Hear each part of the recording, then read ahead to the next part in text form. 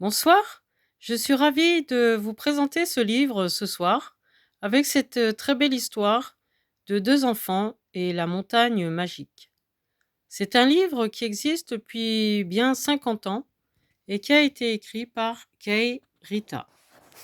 Alors nous entrons maintenant dans ce livre ensemble.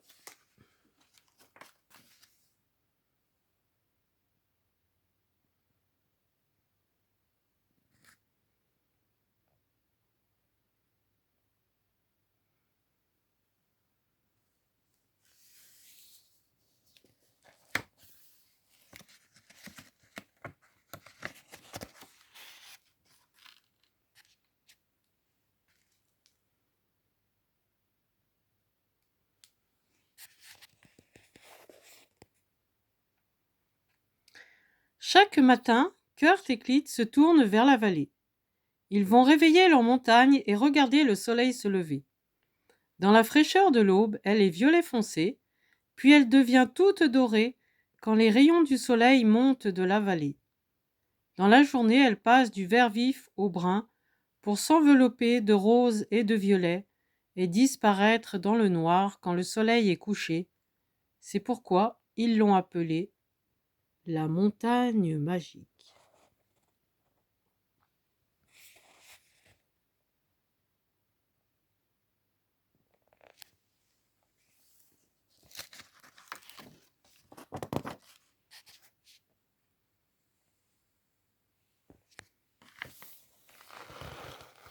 Mais un beau matin, plus de montagne.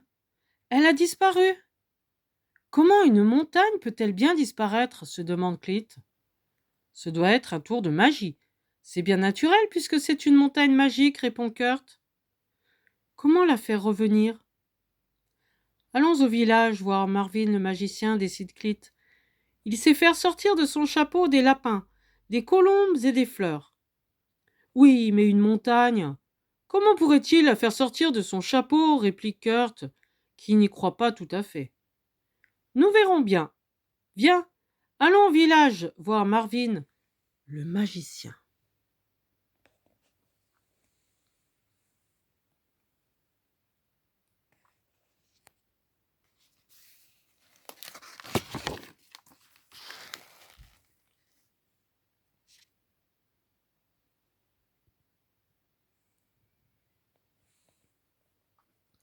Que puis-je faire pour vous, les enfants?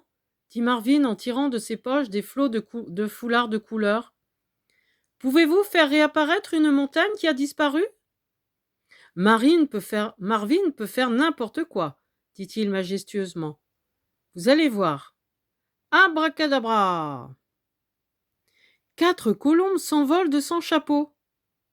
Abracadabra! Un petit chien tirant une charrette conduite par un singe et 2 perruches sortent de sa cape. Abracadabra!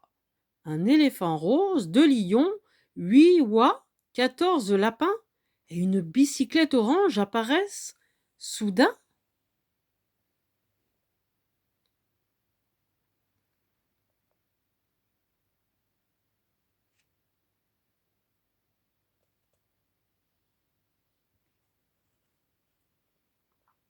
Mais toujours pas de montagne. Je suis désolé, dit-il tristement. Faire apparaître une montagne dépasse mon pouvoir magique. Les garçons le remercient et décident d'aller trouver Bubulo la sorcière. Elle vit seule, cachée au plus profond de la forêt, et ils ont un peu peur de s'aventurer tout seuls dans le bois sombre.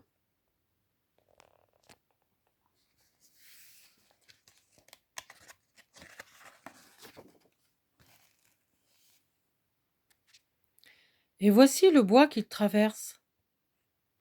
Nous les apercevons, tous les deux. Ils sont courageux, et à deux, ils sont plus forts.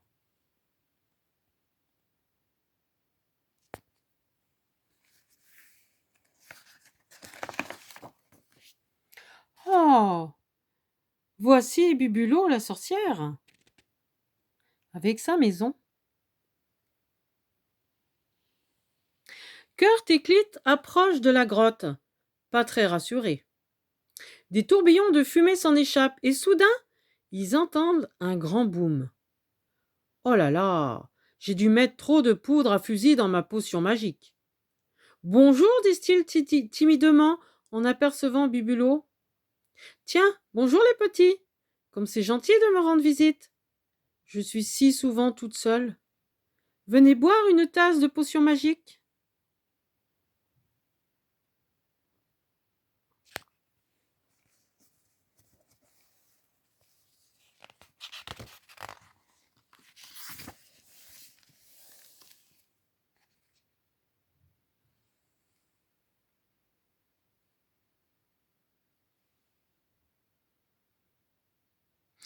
Dans la grotte, une grosse marmite fume sur le feu.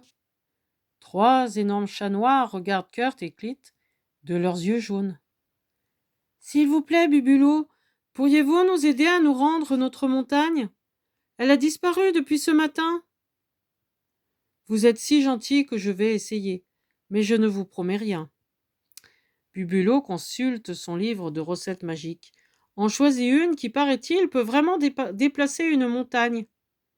Une pincée de poudre par-ci, une pincée de poudre par-là, la potion magique bouillonne de plus belle, mais sent de plus en plus mauvais.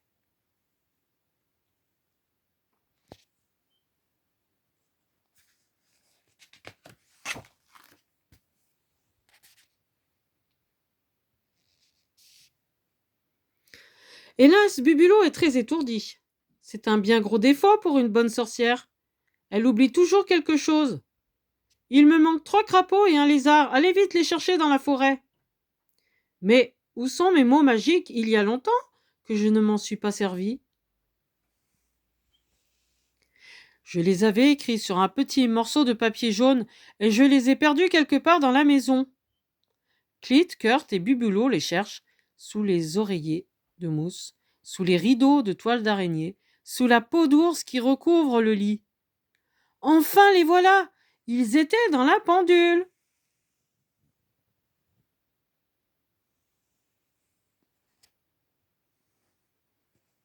Là, on les voit qui cherchent partout.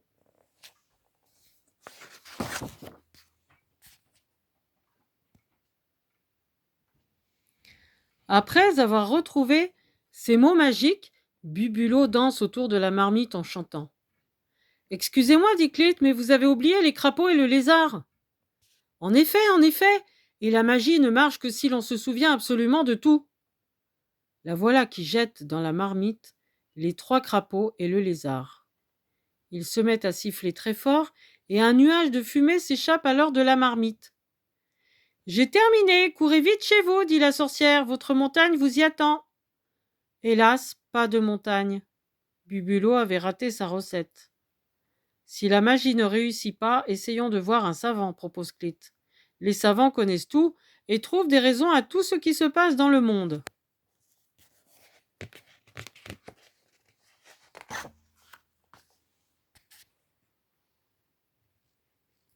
Ils partent au village et trouvent le savant dans son laboratoire, entouré de toutes sortes de cornues, de fioles et de pipettes. Il y a des lapins et des souris dans des cages de verre et d'étranges machines couvertes d'écrans et de boutons.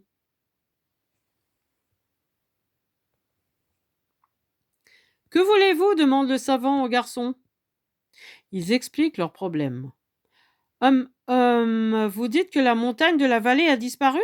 Il n'y a plus rien à la place?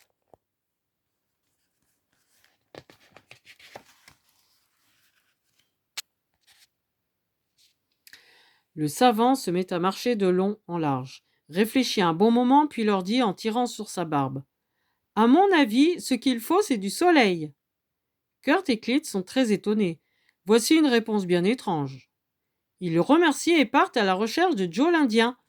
Joe connaît toutes les danses, celles qui font venir la pluie et celles qui font pousser le maïs. Il doit sûrement en connaître une qui fait sortir le soleil.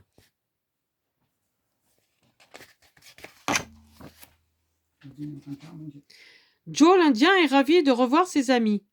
Il adore leur rendre service. Nous allons danser juste en face de la montagne pour que le soleil se lève là où il faut. Il faut d'abord se peindre le visage et jouer du tam-tam en dansant pour faire plaisir au soleil. Ils dansent en rond de plus en plus vite. Ils frappent sur leur tam-tam, ils chantent Wa wa wa, wa wa wa.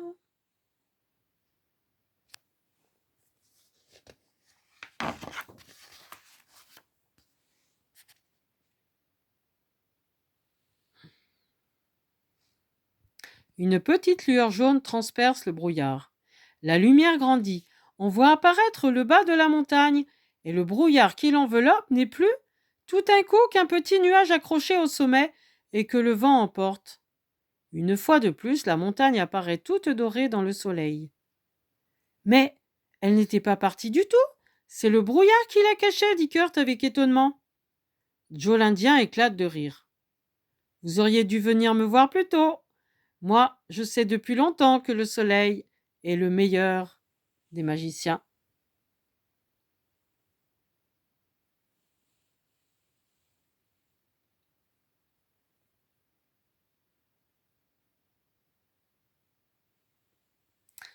À très bientôt. À demain. Et pour les jours suivants, pour d'autres histoires.